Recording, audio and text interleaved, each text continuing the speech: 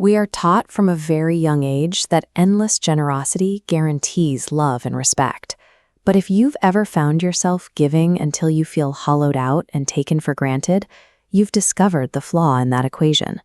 The path from generosity often gets detoured straight into exploitation. Social dynamics obey a law similar to economics. Infinite availability tanks the market price. When you give away your time and energy without limit, others stop seeing it as a gift and start seeing it as a baseline. Consider the story of Deo. Every morning, he stood at the gates of his valley before the sun even cleared the horizon. He was ready to serve, ready to help, and firmly convinced that his kindness was a superpower. He believed his willingness to do anything for anyone made him the most important animal in the valley. But tying your self-worth to how useful you are to others is a dangerous strategy. It doesn't build a strong identity. It erases the person behind the utility. Day after day, Deo labored for the entire community. He hauled timber for the horse, pulled the boat's heavy cart, and stood guard at the cow's fence for hours on end. He never asked for a thank you, and he never complained. The work was punishing. It meant dragging carts through sucking mud, hauling jagged wood over rocky paths, and standing under a baking sun. Deo was driven by a specific delusion. He thought that if he just did everything perfectly, he would become indispensable. He believed his labor was an investment that would eventually pay out in universal love. He kept smiling, even as his internal reserves drained away. He gave his own food to others. He cut his sleep short. While his list of favors done grew exponentially, his own physical strength ticked toward zero. The other animals didn't use Deo because he was weak. They exploited him because he was too accommodating. Most people will consume exactly as much of your energy as you give them permission to take. The breaking point arrived on a morning when Deo's stomach was hollow. His legs shook under his own weight. Yet when the horse arrived, demanding urgent help, Deo didn't even consider his own health. He simply said yes. He hauled that final load across the valley. Every step felt like walking through fire. When he finally returned, his legs gave out, and he collapsed onto the hard ground. He lay there for a long time.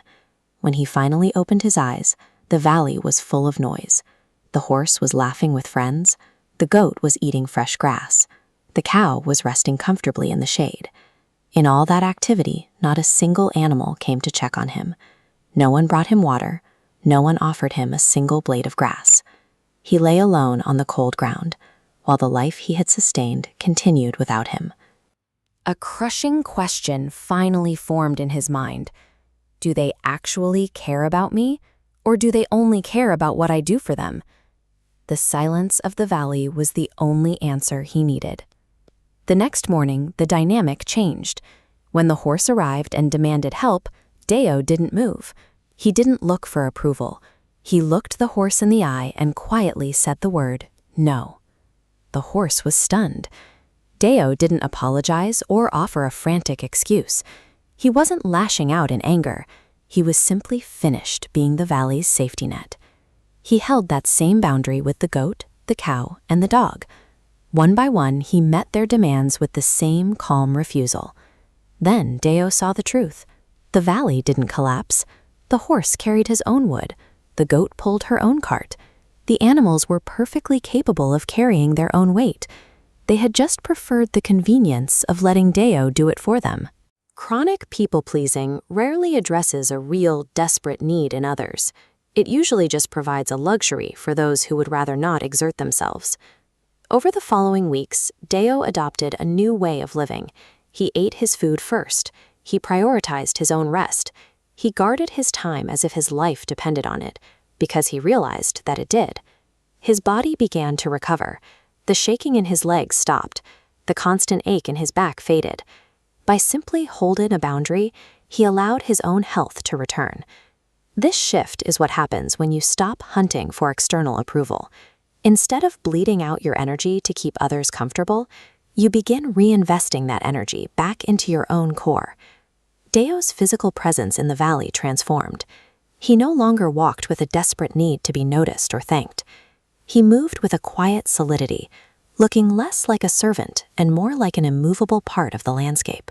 Recovery starts the moment you stop trying to buy love through self-destruction and choose to protect your own well-being instead. The change in how the other animals treated Deo was palpable. The horse stopped shouting orders from across the field. The goat no longer pushed her cart into his path. They began to watch him from a distance, speaking with a new tone of hesitation, waiting for him to acknowledge them first. A boundary acts as a signal of high personal value. By restricting access to his time, Deo forced the others to treat his energy as a premium resource rather than a free commodity. The world rarely respects those willing to give everything away for free. Respect is reserved for those who show they have something worth protecting. True peace arrives only when you stop performing for the valley and start recognizing your own inherent value. When you protect yourself, the rest of the world finally learns how to treat you.